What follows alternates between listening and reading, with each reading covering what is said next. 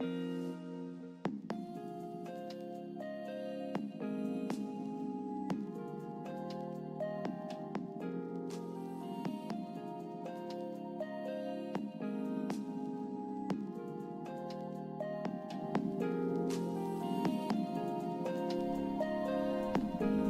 up?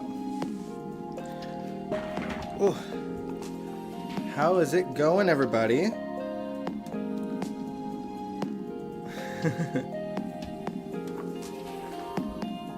Hope you guys A, can hear me, and B, that you guys had a happy Halloween weekend, even though Halloween isn't until Tuesday. It is alright.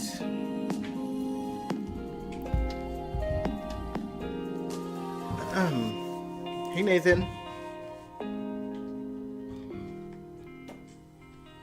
I think you guys can hear me. Let me see. Yep. God, the live stream is like almost a minute behind where I am. Anyway. Hope you guys are doing good. It is... Hey, Christopher.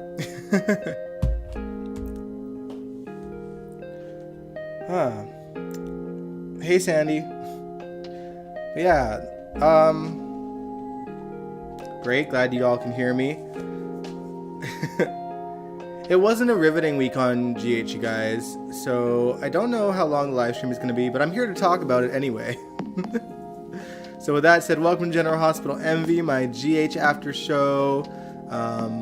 It might be short and sweet, it might not be. Well, it depends what the conversation ends up doing. But yeah, I hope you guys had a great weekend. I didn't do a whole lot, you guys. Usually, y'all know I love Halloween. I dress up almost every live stream, but I don't really. I think I have ideas on a costume to wear to work, and that's just me making costumes with what I got in my house right now. But yeah, this week was sorry. Oh man.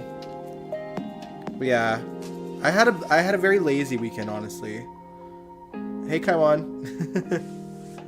Back in your office, are we? But yeah, I didn't really do a whole lot. Friday night I went to a hip hop show, which kind of had to do with my newer job, and I got to see a lot of local hip hop artists, which was cool. None of them I had ever seen previously live before, which was great. Some of them I've definitely heard their music, and I've even promoted their music on my Music and YEG stuff on Instagram. But this is the first time I've seen any of them live, which was great. Not that I don't take in hip hop shows, but these artists in particular I have not seen before. Before Friday. Friday's episode was good.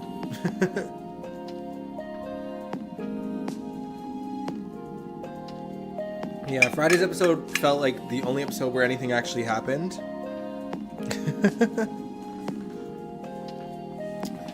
But yeah, let's get into it. One thing many of us were wondering is whether or not Sophia Madsen, aka Sasha, was leaving the show or not. And this week we got our answer. Basically, Sasha was all ready to go. Her bags were packed. Her friends had accepted she was leaving. And honestly couldn't blame her for that matter, given what she's been through in her life.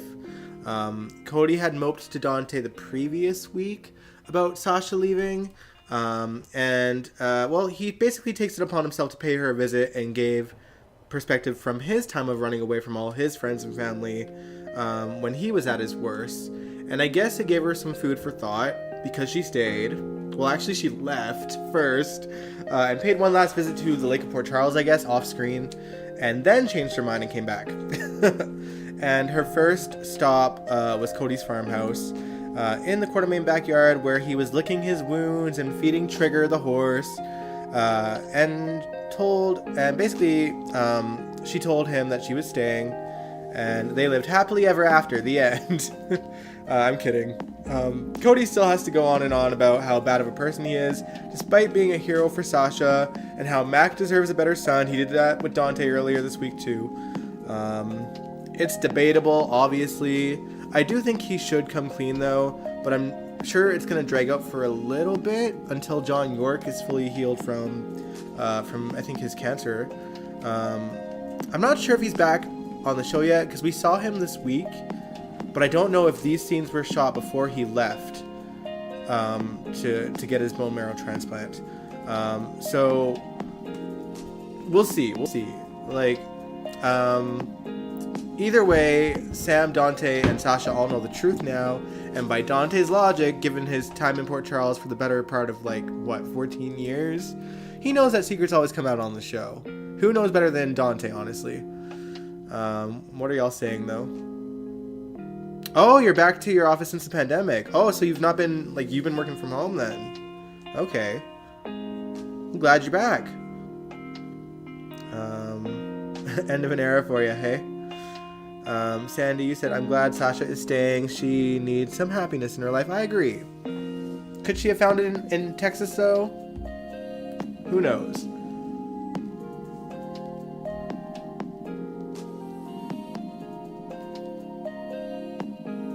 Did you kick what? Sorry, what do you mean, Kaiwan? Alright.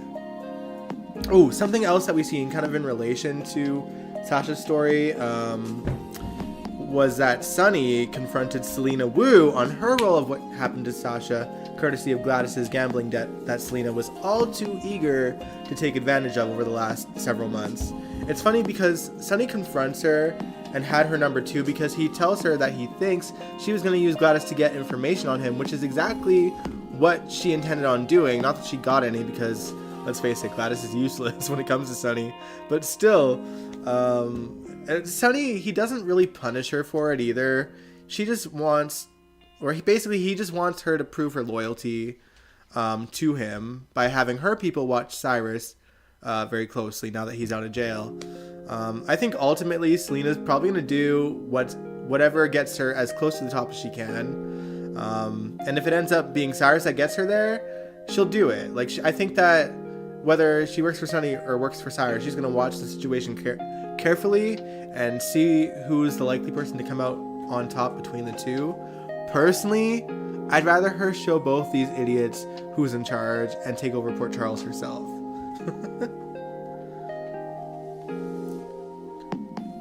What day did Sunny confront Miss Wu? I think it was Monday or Tuesday. It was pretty early on in the week. Because I think it had to have happened on Monday, because we see Dante go back to Sunny's office and Selena had already left by then. So it was Monday or Tuesday, right after he had visited Sasha, I think. So I don't know. Sandy, you said, I can't believe I'm saying this, but Cody may be good for Sasha. I like Cody for Sasha. I think that they're cute together. I don't think, now that this part of her story is over, that they'll really be an interesting couple. I think they're gonna be good for each other. I think that they're gonna A, see the best in each other, and B, kind of keep each other on track in terms of the choices they make in their lives. I think that they need each other because we don't know too much about Cody's past because they've left it a secret for, probably just not being able to come up with a past that's shady enough. But I think that they're good for each other. I think that they'll, be good. But I hope that they keep them interesting. I hope that they can find a way to keep them interesting that doesn't destroy their characters and the growth that they've experienced as human beings.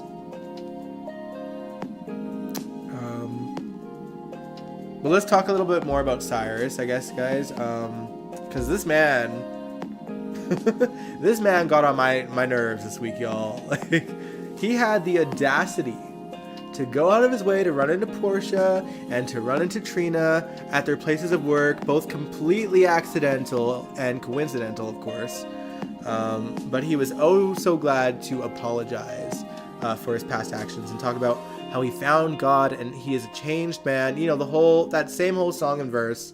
I felt that Trina and Portia both treated him with the respect that he deserved, which was Absolutely none.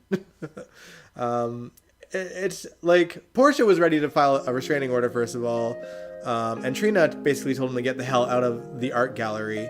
Absolutely no one buys his act of being a man who found God, and I feel like I don't know if Cyrus is trying to like keep pushing that to like try and sell it, or if he knows that it's just gonna piss people off. Like it's hard to tell with him. Like if I were him and the truth was that I was trying to make that the thing that I was trying to get people to believe, I would just be laying low from all the people that I've wronged and just worked silently to take over the city. Like if I were Cyrus, just keep away from them.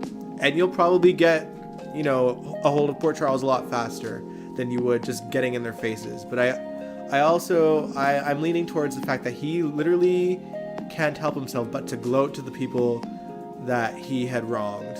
You know what I mean? Like I feel like he's gloating and that he has no remorse for what he did in his past to them. 'Cause I think it was last week or a couple weeks ago we were all kind of talking about, you know, if Cyrus has changed in any way or if it was all a facade. Clearly it is a facade. He's clearly still a mobster. He hasn't changed at all.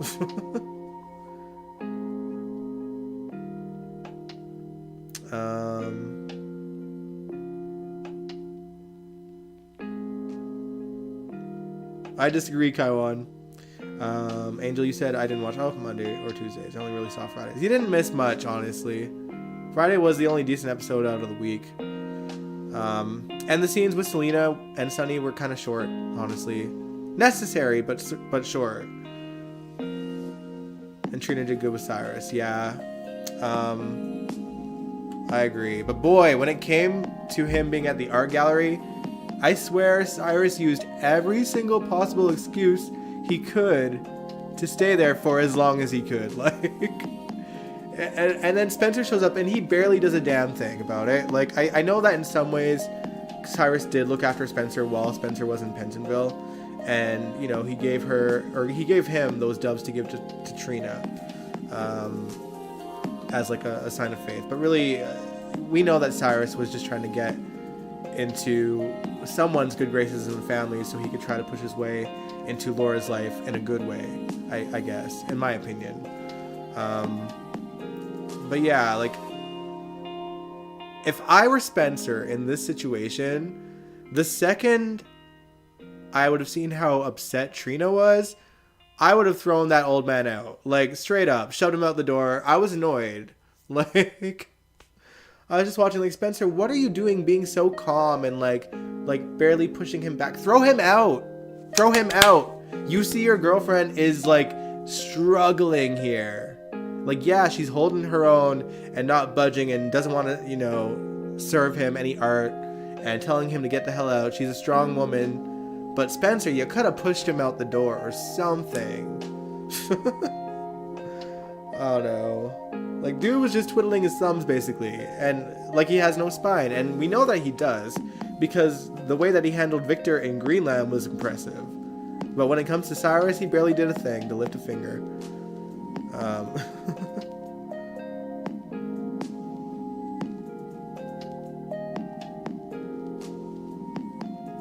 glad Spencer showed up though.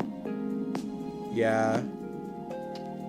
I mean, for what good it did though, like, you know what I mean? At least he saw that Cyrus dared to do that. But other than that, that is his uncle. So is Victor. They're both his uncles. Like, I mean, I guess they're both, like, great uncles? Is it? Hold on. So Laura is his grandmother, and Cyrus is Laura's brother. So yeah, great uncle.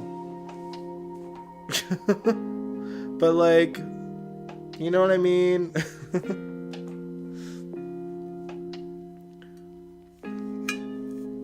You know, Victor being his uncle didn't stop him from kicking his ass in Greenland. So, you know,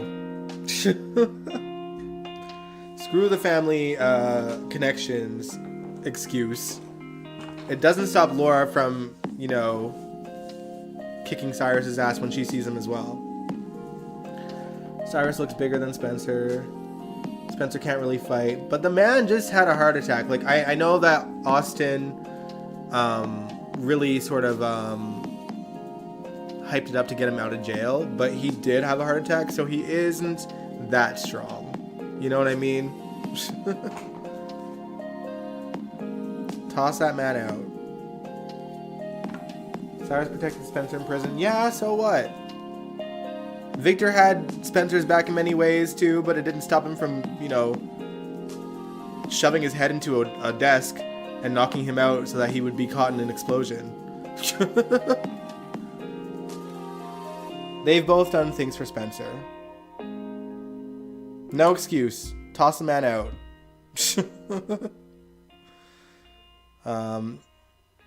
Because Laura would have, and that's her brother, you know? Laura would have screamed in his face and told him to get the hell out of the art gallery.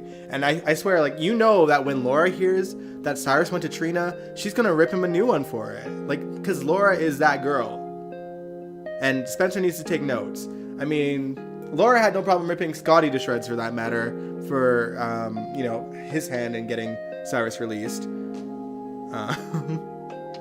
So yeah, I just think, you know, Spencer needs to grow a pair. On a side note though, speaking of Laura, I really loved the scenes of Laura visiting Curtis that happened this week. Their friendship is one of the very few things that I like about Curtis at this point. And I find that Jeannie and, oh my god, I'm blanking on Curtis's real name. Donnell, sorry. Donnell and Jeannie work really well together in scenes. And Curtis's vulnerability actually seemed really genuine. And I forgot that they really hadn't seen each other since he got shot. And I don't think that they've seen each other since he found out that his condition was likely permanent. Correct me if I'm wrong. I think that happened after she was already gone. Spencer can't fight, y'all. His muscles are for show. Yeah, I guess Dex has kicked his ass several times, hasn't he?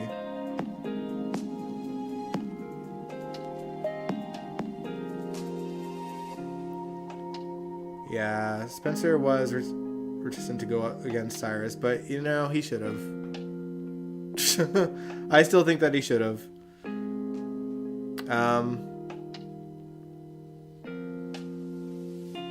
But yeah, again, I liked the scenes with, Curtis and Laura. Curtis obviously knows that Cyrus is out too. He knows that Portia had seen Cyrus as well. And I hope that she does file that restraining order so that he can't go near Trina and her anymore.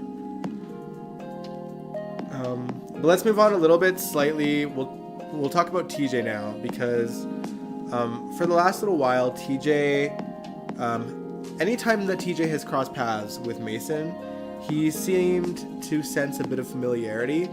And this week he finally figured it out, that Mason was one of the dudes that held him hostage when he was kidnapped to try and get Jordan to do Cyrus's bidding, however many years ago that was now. I can't remember. I feel like I can't even remember if this happened while the current actor is playing TJ. I know it was the previous Jordan, but I can't remember if it was also the previous TJ. Regardless, I think that we never actually seen Mason when TJ was being held hostage. I think this is like an off-screen rewrite, so to speak, to tie Mason into TJ's story, so that something like this could happen. Not that him realizing the truth is really going to do him any good. And when TJ had ran to his mom, basically, former Commissioner Jordan Ashford pretty much said the same thing. She pointed out that there isn't really a way for TJ to prove it, despite him knowing for sure that that was his voice and that was Mason, and Mason didn't deny it. Like, it's going to be his word against Mason's at this point. And she even pointed out, like, you know, he was blindfolded the entire time. He was disoriented. It's going to be a hard thing to prove. And Jordan even says, well, at least he's going to go to jail for what he did to Ava. And he really was like, well, what about my justice? And he kind of stormed off like a toddler. Like, I don't know. I was just sitting there watching that. Like, really, dude? Like, first of all, he hasn't even appeared to have given his time being kidnapped a second thought up until this point in the last few years. And frankly, he knew it was because of Cyrus. And up until this point, Cyrus was in jail the whole time. So Like, why he cares now on the reasons Mason would go to jail seems a bit ridiculous. Instead of just being content with the fact that he would be going to jail. Like, it's beyond me.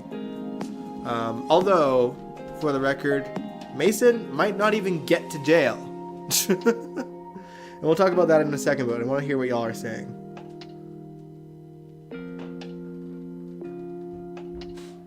End of an era for Lucy. I don't know why Lucy doesn't give her half of the company to Brooklyn's mother. We'll talk about that in a bit too. I don't think Trina needed him to help. Yeah, because he didn't do much. She would have gotten him out of there on her own eventually.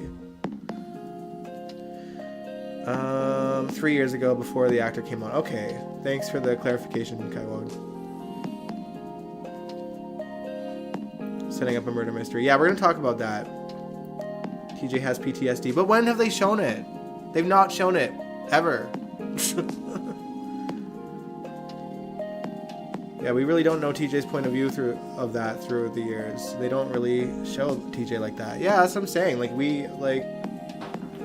It's interesting because obviously they put TJ on contract last year, and they've given him a lot more screen time, but that is one thing that they've not addressed since then.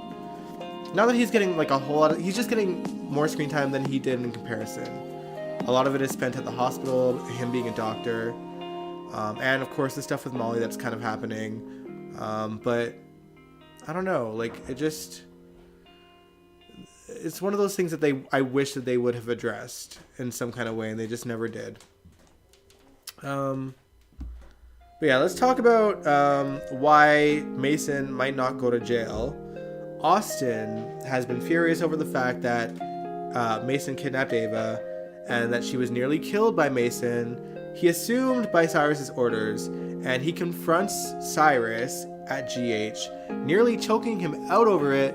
So he makes Austin get him into Mason's room and confronts Mason, and that's how he learns that Mason acted all on his own, despite telling him to take Ava home after he was released from jail. Mason claims afterwards that he did it for Austin, and Austin obviously was not feeling it, so much so that after he had left Mason's room, he came back, closed all the blinds on the windows, turned off the machines, and grabbed a pillow to smother him with, which TJ actually somewhat sees happening through because the blinds weren't actually completely closed. He sees that there seems to be a doctor in there choking him. The question is, will TJ choose to stop it, or will he let it happen? Do y'all want it to happen? I'm down for it to happen. Kill Mason off, have Austin go to jail over it, and I'm over it. I mean, Austin is a failure of a character at this point. Let's be real, guys. His days are numbered anyway, certainly at the hospital, because now Portia is the chief of staff, and she's already gunning for the doctor that okayed Cyrus's release. She'll fire his ass. So I am team let Roger go. Let him go, GH. Let him go, Frank. This guy has had enough chances on the show between the 80 rewrites we sat through with Franco, and the random stories that they've given Austin to try and make his character seem more interesting or likable. It's not worked. It has not worked. There are actors on this show who can make almost any character or bad writing work on the show based on their talent alone. And for me, at least, Roger isn't one of them. Otherwise, I probably would have liked his characters more. I mean, Franco's a hard sell for me, let's be real. But Austin, he had a chance with Austin. And the writing isn't good. And I'm not enjoying his character based on the guy's talents. He's a good actor. He's not great. He's a good actor. And I get so confused as to why people think he's this great whatever. I'm y'all are just yeah, but he was great as Todd. Is that doesn't make him a great actor. It just means he was good at playing Todd. That's my thing. That's how I feel. Oh, you think that maybe TJ will stop Austin from killing Mason, Christopher? Maybe. It's hard to say. He is a doctor. He took an oath. But he has a real hate on for Mason, so we'll see.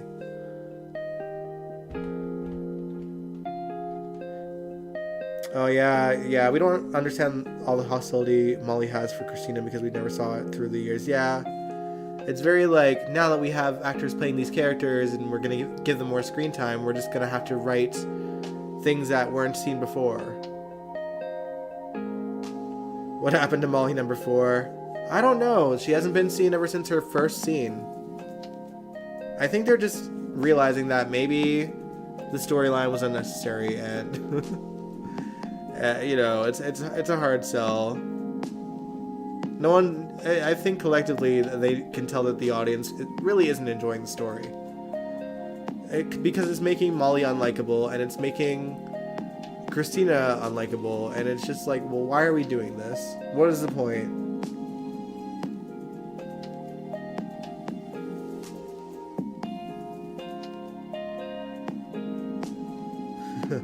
No, I'm good with, no, we don't need Roger returning as any of the past characters either. What's done is done. They're dead. Well, Todd's not dead. Franco's dead. We can't undead him at this point. Yeah, Austin is not working. If you can't make it working with Ava, it's time to go. That's the thing, and I don't think Ava wants anything to do with Austin anymore either. Like, because he did absolutely nothing to help her in the situation that she was in. So, it is what it is. And it's crazy because, like, Roger and Maura, they work really well together. They worked really well together when he was Franco. It's just that it's not enough. Like, it really isn't enough. Austin's character is not working, so I'd rather see Ava away from him as well. It kind of reminds me of how, like, you know, people really seem to enjoy Todd and Carly, but when he was Franco, they tried to put Franco and Carly together and it didn't work. It's not just about the chemistry, it's about the writing, it's about what makes sense. And ultimately, they didn't make sense. To me, Frizz didn't make sense either. They had their fandom, and I think a lot of it was either like Roger Howarth fans enjoying his pairing that didn't really know too much of the ins and outs of Franco because they didn't see it because they weren't watching, or just Elizabeth fans that were just happy that she was with one of Frank's pets to give her screen time. Like, that's where I feel like most of the fandom kind of lied with Frizz. But I don't know. I feel like they need to let Roger go, and, you know, if he's as good as an actor as everyone says he is, he shouldn't have any problem finding a new job. You know what I mean? Austin belongs on Days. I mean, no, give him a better character on Days. If he moves to Days, Lord help him and give him a good character to play on there. One that would work for Roger. I'm just tired of seeing them try with him.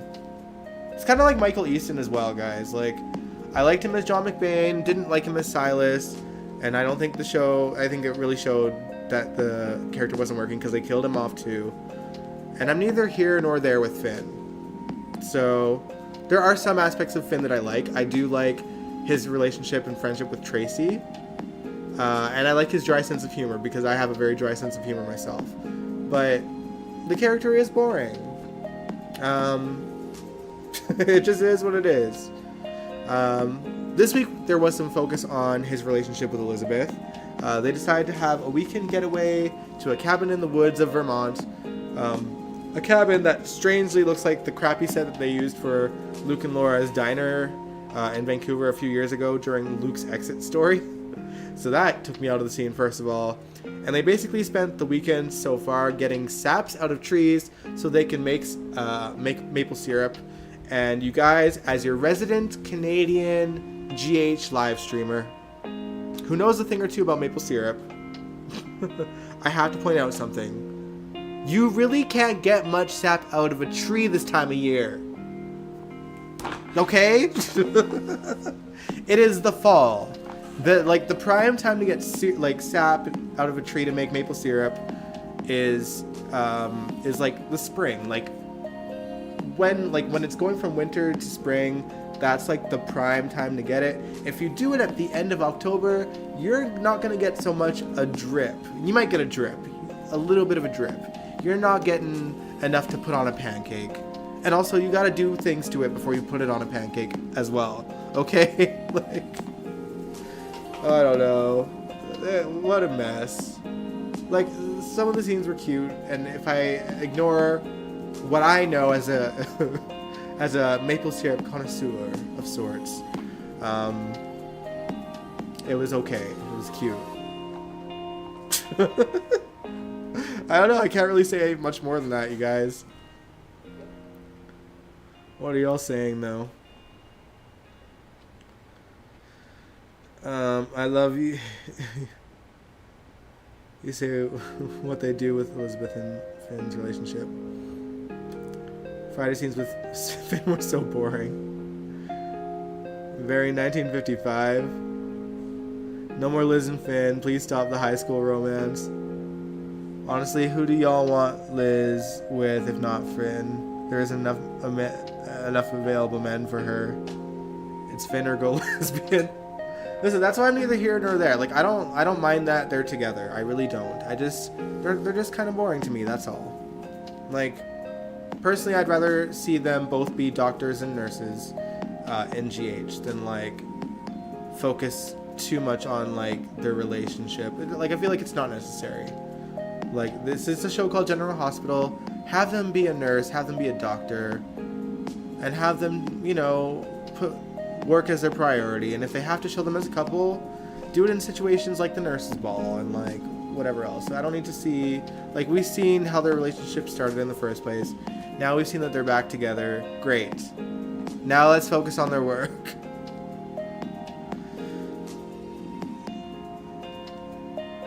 I would take Franco with Liz again instead of Finn. I wouldn't.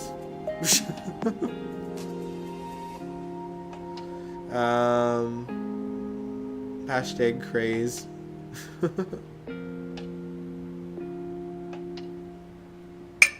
Alright, but let's move on. Oh, wait, no, before we do, I had a side note when it comes to Finn. Just a little other behind-the-scenes tidbit.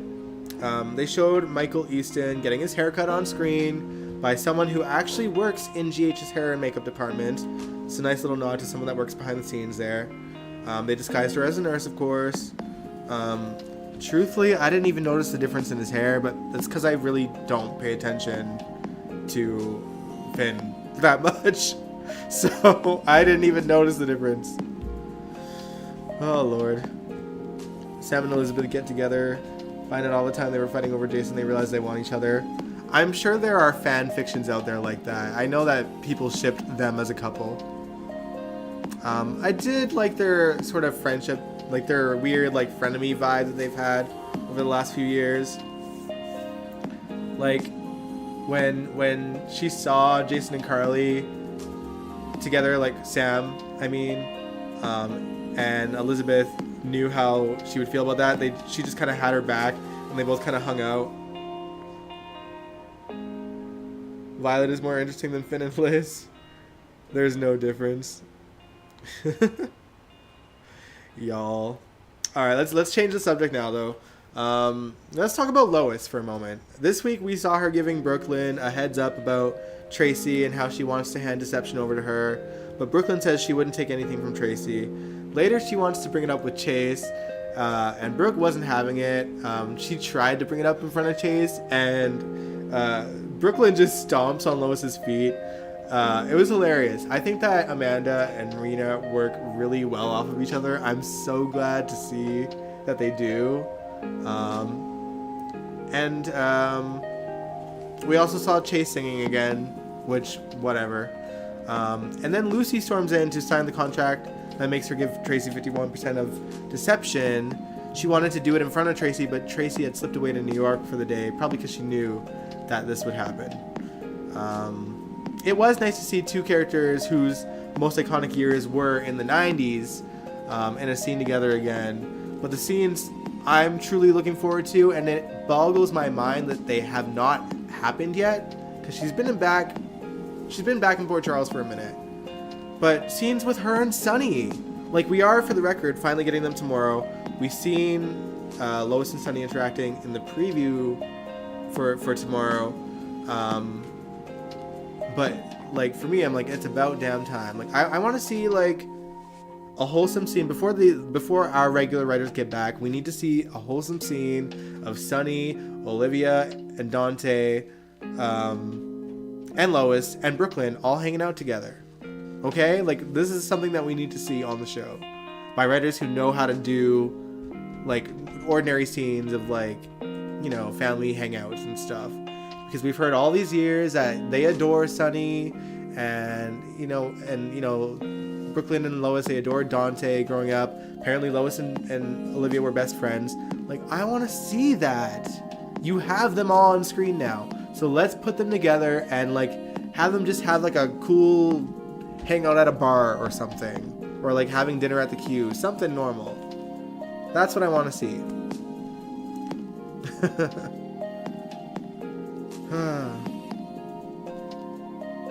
Also, quick subject change though. How do we feel about Lucy not wanting Sasha to be the face of deception anymore? Like, are you on Maxie and Tracy's side with that? Or are you on Lucy's side in that they should get a new face of deception? Personally, I'm team ask Sasha what she wants. I feel like Sasha would want to quit being the face of deception for her own mental health. I think she still would want to be a part of the company, but I think that she would rather not be the face anymore. Nina is a twit. I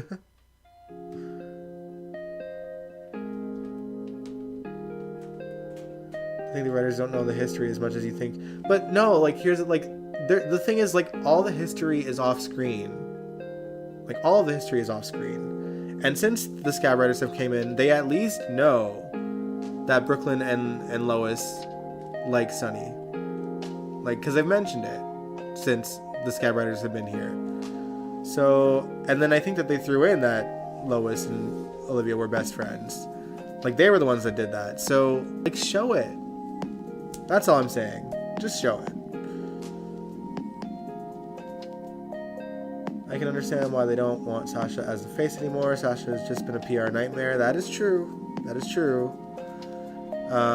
She should. I think that they should share Sasha's story and what actually happened to her, and what she went through. You know, just to make awareness for it. But yeah, I think she should step down, and I think that she will. I think that they're gonna put the offer out there, and Sasha's gonna stop being the face of deception, and Tracy's just gonna have to live with that decision.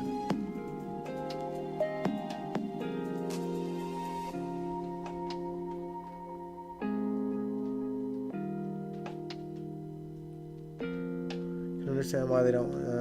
Where were they? Sasha doesn't make sense. She's a PR disaster. I think it's a mistake to not have Sasha as the face of reception. I mean, I don't know. I just think that I can see Tracy's argument in that, you know, women need to stick together, you know, like they don't want her to lose her career over something that she had no control of herself. But also, like, having a new face isn't a bad thing. Companies do it all the time. And I truly think that Sasha probably doesn't want to be the face of deception anymore. And they just gotta ask her and put it out there. So, we shall see. Sasha does have a feeling that Maxie visited her for a reason. So she knows something is up. But beyond that, you know what I mean? I don't think she'll want to do it anyway. But yeah, I think the company should just ask Sasha and take their cues from what Sasha wants.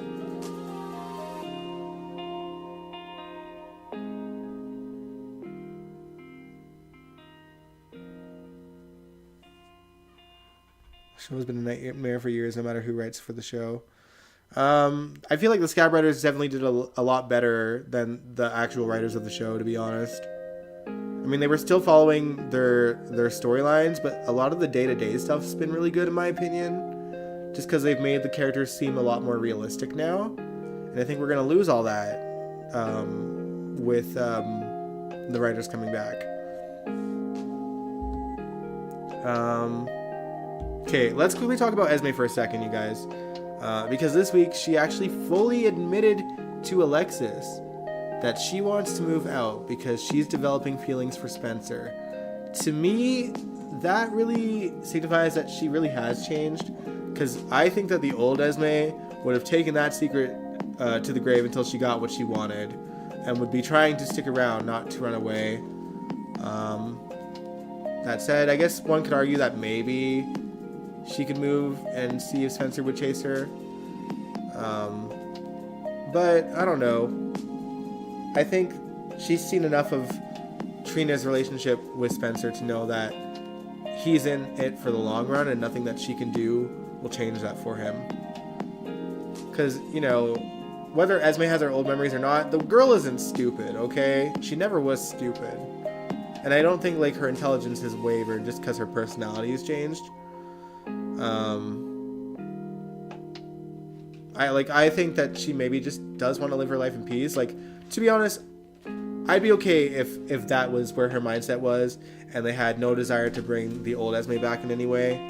Although I think she ultimately should face some type of consequence for what she did in the past, but at this point I don't see it happening. I mean, it probably never will unless she gets her memories back, because by all accords, Esme isn't a threat anymore, and even Spencer knows that Ace is better off having a mother that genuinely loves him than a mother in prison for something she doesn't even remember doing, and a father that wants nothing to do with that baby either. So it is what it is. I don't know. That's just how I feel on the matter, but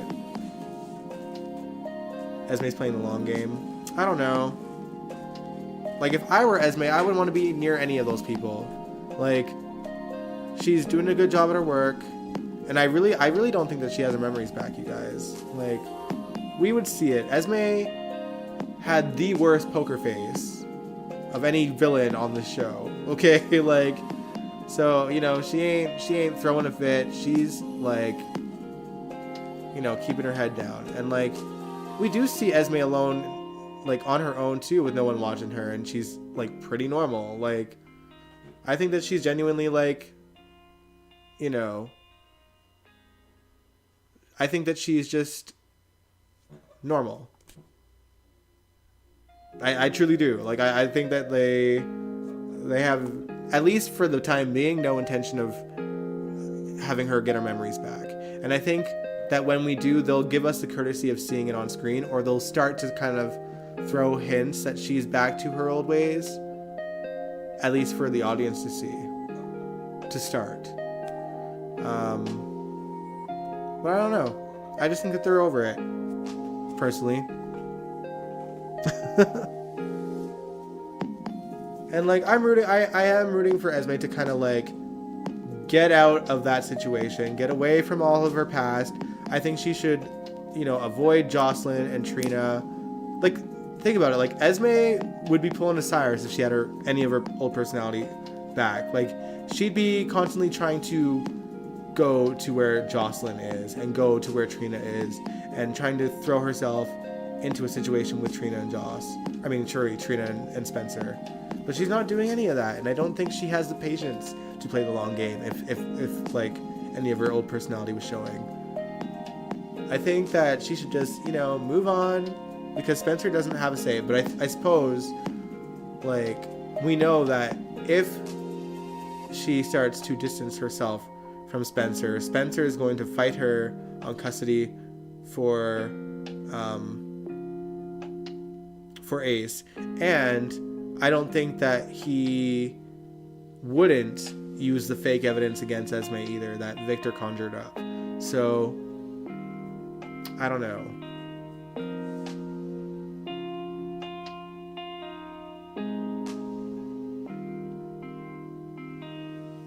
Yeah, I don't think Esme's racist either. I don't know where you're getting that from, come on, but you should probably stop saying that. Adam! I forgot to talk about Jocelyn and Adam. I literally was, the only last thing I had on my notes was about Michael and Nina. But thanks for bringing it up. Adam clearly has a crush on Jocelyn. I don't know if Jocelyn sees it, but it's pretty obvious to me. And you know, he got to see like Dex Like, gorgeous looking Dex whisk her off her feet to take her away from studying and saving her from him, essentially. Do you guys want to see more about him? I'm really neither here nor there with him. I find it, like, the only thing that I enjoy when I see him on screen is how much he looks like his dad when he was younger. Like, that, like, it's so wild to me how much he looks like Maurice. He's a decent enough actor, and, you know, they do need other people in the dorms to kind of make it a more realistic college situation or PCU situation.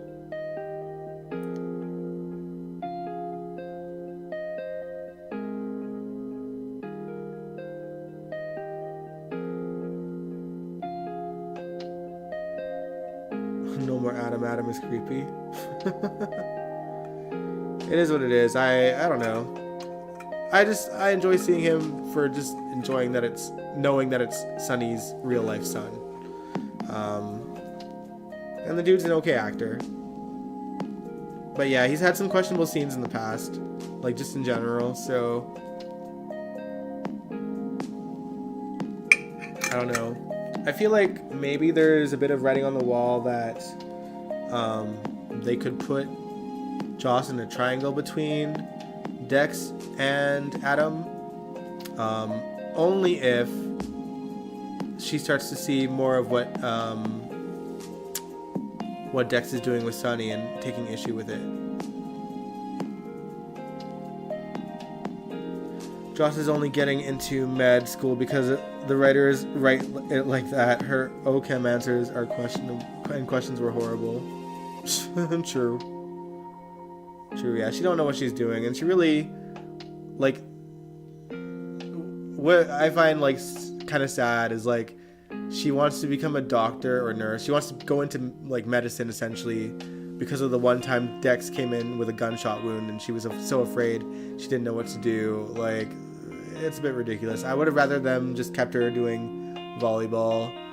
Not that, like, but also I'm torn because, like, we need more people to focus on the GH part of GH. You know what I mean? So it's nice to see at least someone that's in university wanting to become a doctor.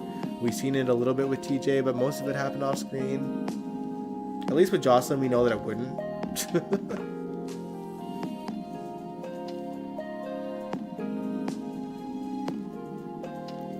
But yeah, I just think that eventually Dex and Joss are gonna have problems in terms of what he does for Sonny, because I haven't seen people kind of talking about it when Dex kind of beat the crap out of Austin the other day. That he's, like, turned into, like, a full-on thug. Because, like, Sonny didn't ask him to do that. He just did it to do it. So, like, you know, very thug-like. And I think if Jocelyn saw that behavior, I think that she would be like, what the hell?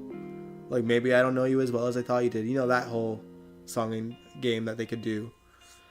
I don't know. We'll see. All right, but yeah. Now let's talk about Michael and Nina. I don't really have too much to say on it that I didn't already say on Wednesday. Michael is going to hold what Nina did against her to force her to do exactly what he wants her to do. You know, from keeping her distance from Willow and Wiley to perhaps giving Carly back to the Metro Court, and whatever else he can think of in the future, basically. That annoys me because he could end this misery for everyone involved, including we, the audience.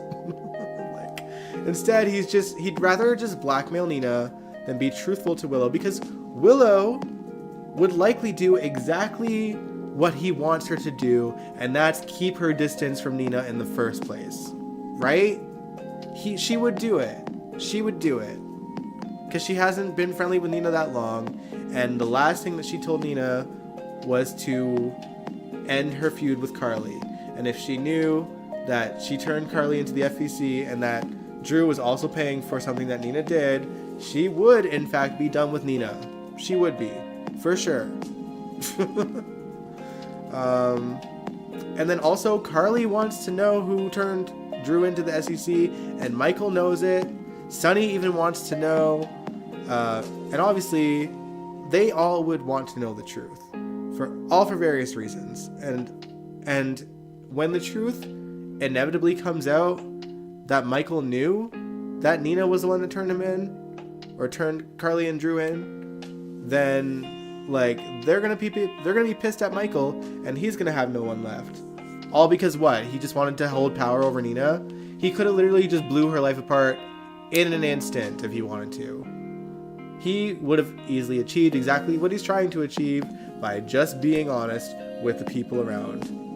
Like, it's so dumb to me that this is where they're going with the storyline. I'm not surprised by it, but it's so dumb to me.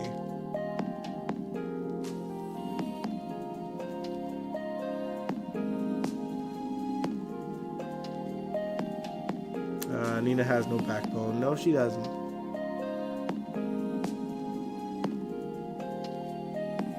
Do I think that they're making Michael into a mentally abusive husband? Like, I've always felt that, like, he kind of is, to an extent. Like, I don't think that he would physically abuse Willow, ever. Truthfully. But, like, he's got a controlling issue. He likes to control the situation a little too much, where he should be treating Willow as an equal. It's like, it's so like, it's just gross to me. It's gross to me. And like, it's not even the first time he's tried to like control what Willow does, like, and keep her in the dark about certain things. So I don't know, it gives me the creeps that they're even writing Michael this way. I've never liked Michael, but like, making him whatever this is now that he has been over the last few years is just like, ugh. Yeah, he seems so controlling. He's a control freak. And now he's trying to control not just, you know, Nina, but Willow, Wiley, and like, you know, he's controlling the narrative of his entire family right now. He's basically the puppeteer, and they're just the puppets in his game of blackmail for Nina. Because it's his weird, sick way of making her pay. Like, making her suffer for it. When she would suffer anyway, if he just told the truth. Like, it is so dumb. All because what? He sees that Sunny is happy, so? That's never stopped you before. It's ridiculous. It's truly ridiculous. And honestly, even the quick redemption with Sunny was a bit ridiculous. It was comparable to the last time Michael got over being angry at Sunny for whatever.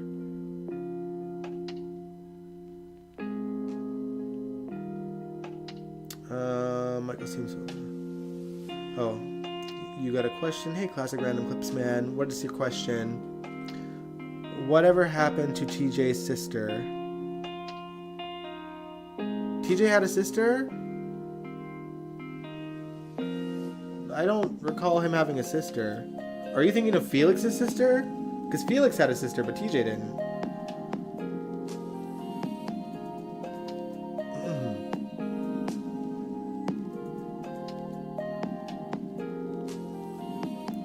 Felt that way when he was with Nell Benson too. He's a little abusive. Well, I mean, she kind of made him be that way because she was lying the whole time, though. In all fairness. I don't remember when they had like a good relationship though either.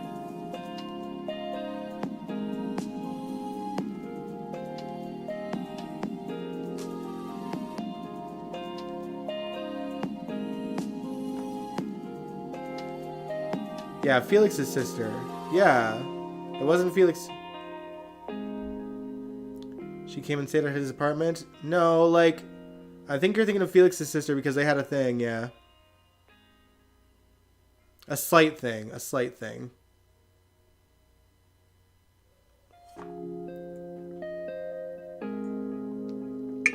Oh, man. But I remember thinking at the time, it's been so long since I've thought about that Classic Random Clips man. I really, like, thought that she would be an interesting character to throw in the mix with Molly and TJ. And then she just kind of disappeared and was never seen or heard from again, and we were kind of slowly learning things about Felix too at the time, but we, I don't know. And I think Rafe was kind of around at that point too, eh? This is like 2013 or 14.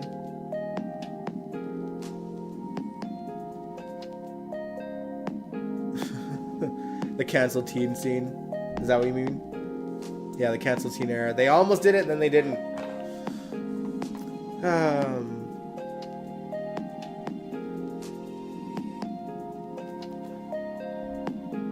I don't see Willow hating Nina forever. Eventually she would forgive her. I don't. Yeah, I can see that too, but I think it would take a long, long time. So I don't know. Like, it would take a long time, and also it would take, like, something big to happen where Nina has to kind of prove herself again. You know what I mean? So, and, you know, I think, well, you know, she said if I explain to Willow, you know, maybe she'll understand. So try it. She might as well try it. What has she got to lose at this point? Like, she's already gonna lose, like, her relationship with Willow either way, right? So, like, she stands to lose the Metro Court if Michael keeps blackmailing her. The only way she's gonna hold on to it if she takes, you know, that away from Michael by just telling the truth. Then she can keep the Metro Court. But also, I think that, you know, the writers are very much Team Carly. They want Carly to gain everything back. You know, Carly's made a stance about that she would get everything back someday. And I think that the writers will ultimately get Carly to get the Metro Court back so that she can glow to Nina's face about it. Do you think Sonny would leave Nina over the SEC thing? I think he'd be angry for sure.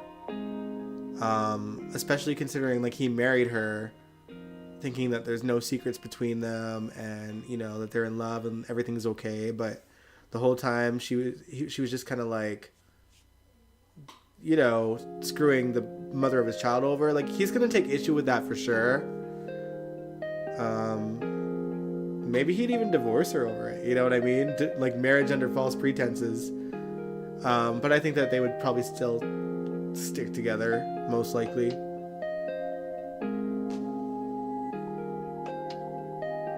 Nina's better to be the owner of it. Carly hasn't worked for anything on her life. Yeah, she really did get just the Metro Court because of Jax, but I mean, Nina really didn't work to gain the Metro Court either.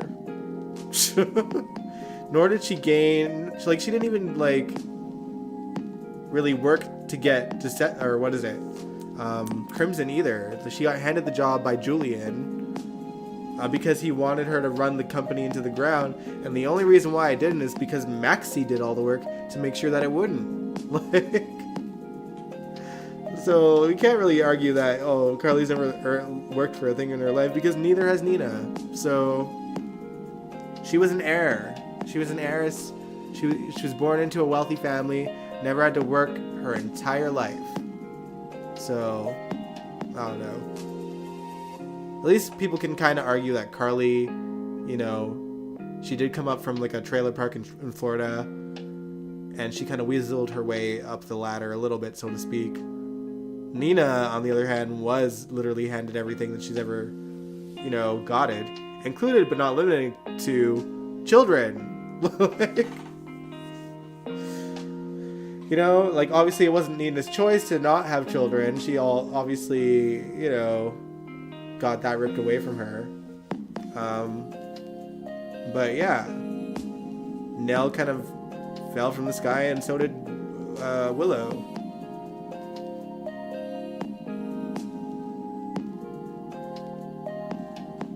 What do you think? J.J. Bernard's character is obsessed with Jocelyn. Maybe. It's hard to see where they'll go with the storyline, if they go anywhere at all. He could just be like someone that they throw into the show just to keep Maurice happy, you know what I mean? He's got it like that connection-wise, obviously.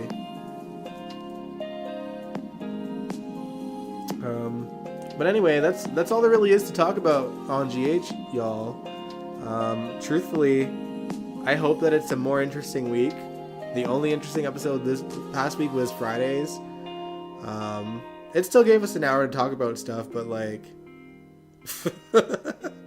I don't know.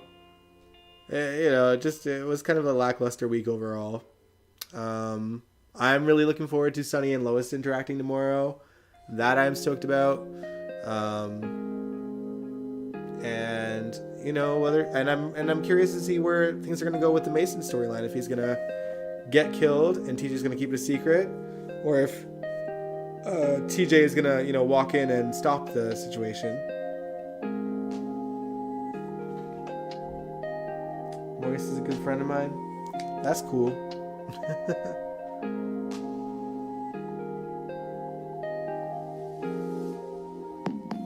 At least I don't have to pay for the show. Yeah, I'm glad it's just on TV for me. I don't think I would pay for the show. Just relying on whatever clips there are on YouTube, probably, in my case, if that were the case. Nina did spend 25 years in a coma, so Nina lost a big chunk of her life. Yeah, that's true. But I think that even if she hadn't, like, she would have been an heiress.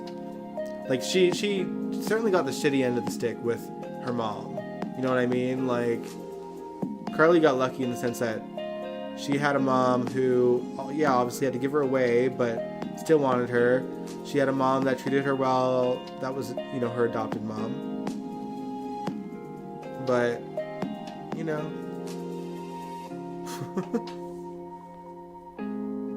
yeah, Nina did have a lot of years of suffering. It's just that, you can't really argue that one never worked for anything when neither of them have. Was the point I was just trying to get across. Sunny should leave nasty Nina and get with Lois. No, Lois is the only woman in Sunny's life that has not fallen for him, and I do not want that to change ever. Lois needs to be okay. Lois and Diane are the two women that have never fallen for Sunny, and it needs to stay that way. I do not want Sunny and Lois together romantically, ever. And I feel like at this point she sees him as like a little brother, you know what I mean?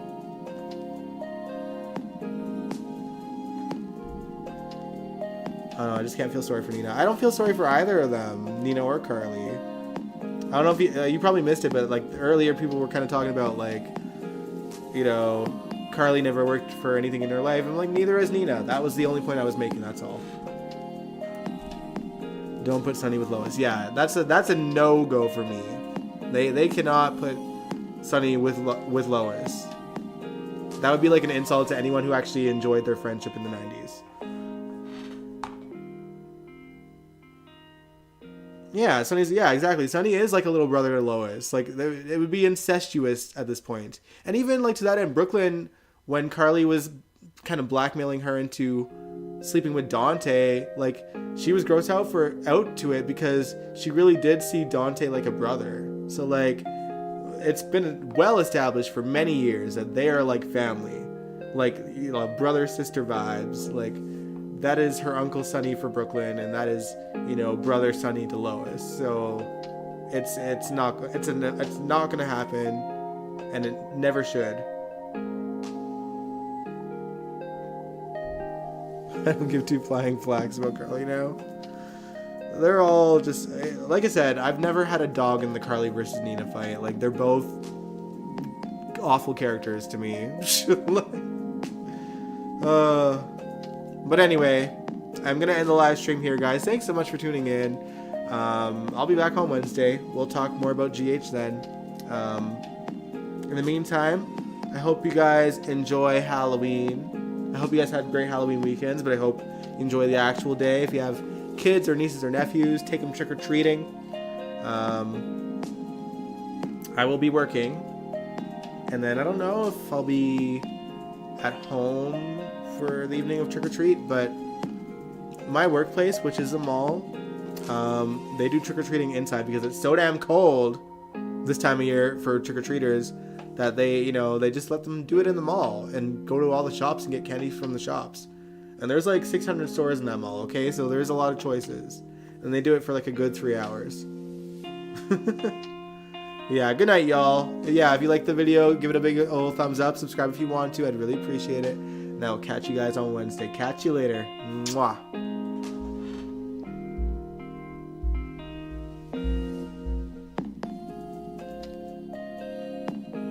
Bye.